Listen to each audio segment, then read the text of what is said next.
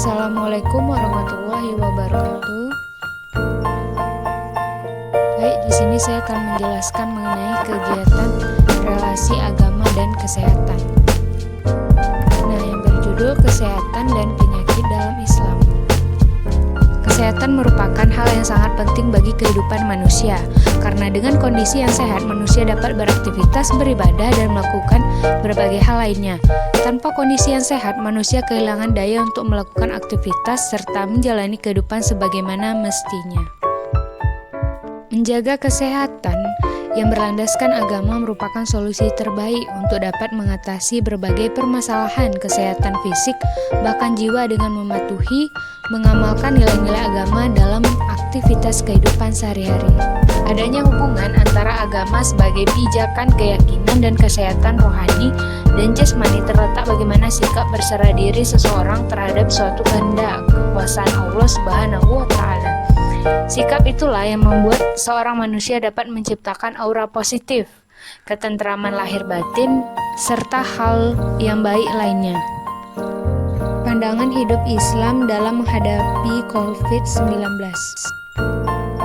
Dalam Islam, penyakit itu sering dikaitkan dengan bala, musibah, fitnah, azab.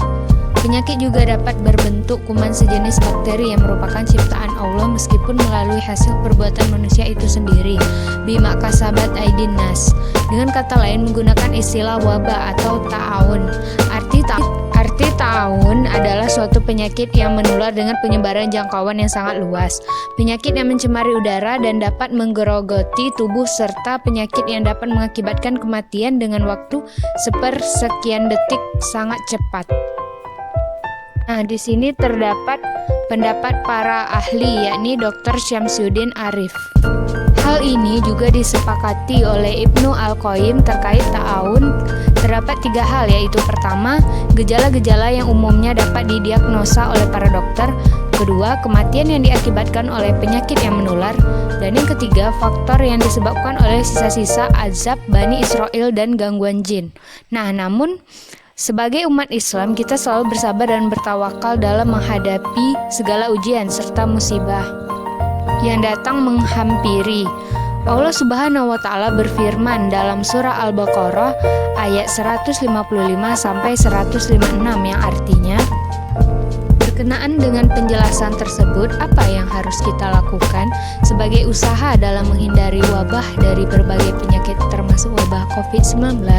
Nah, dalam fikih diajarkan ketika terjadi suatu wabah di suatu negeri, maka tidak ada gunanya pergi dari tempat tersebut jika penyebabnya juga dirinya sendiri.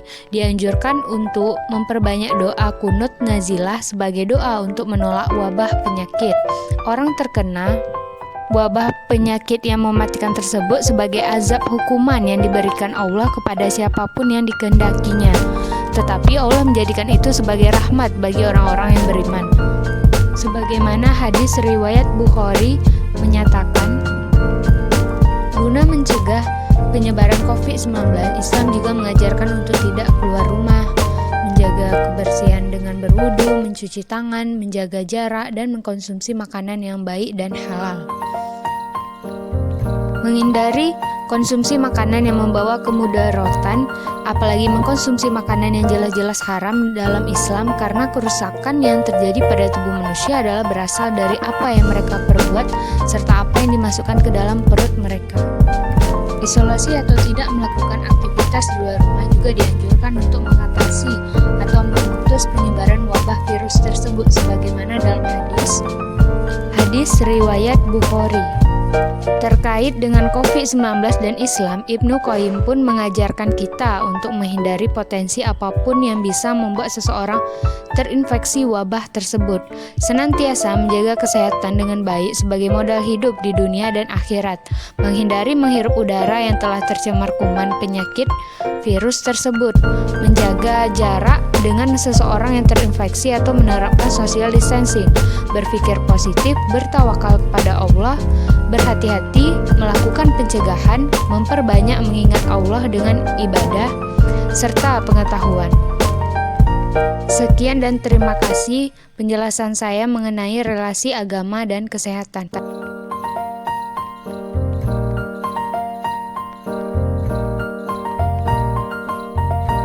Wassalamualaikum warahmatullahi wabarakatuh.